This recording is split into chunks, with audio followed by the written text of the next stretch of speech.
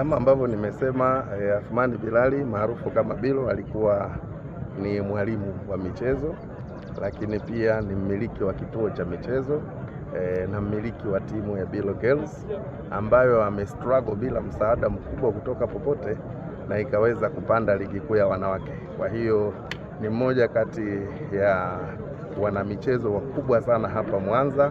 Huwezi kuzungumza michezo hapa Mwanza kama hutomzungumzia Athmani Bilali Bilo.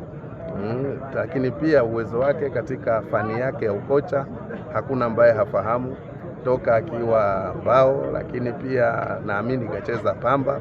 Kwa hiyo ni watu ambao kwa hapa Mwanza ni watu maarufu, ni maluatani wa mjini hapa, na hususan umaarufu wake unatokana na yeye kuwa karibu na yeye. Amefia kazini kwa sababu amekufa wakati anaenda ayuko kwenye uwanja wa mazoezi kuiandaa timu yake. Baada ya kuwa wamemaliza mazoezi anapumzika. Kwa hiyo Mwenyezi Mungu kamchukua mbele za haki.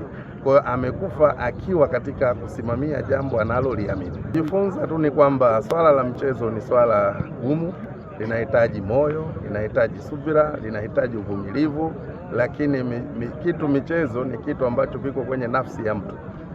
Yaani mtu ambaye si mwana michezo ukimpa timu kuiendesha au kuiongoza anaweza simaliza hata siku mbili, kwa sababu kwenye michezo nimesema kuna maneno mengi kuliko vitendo.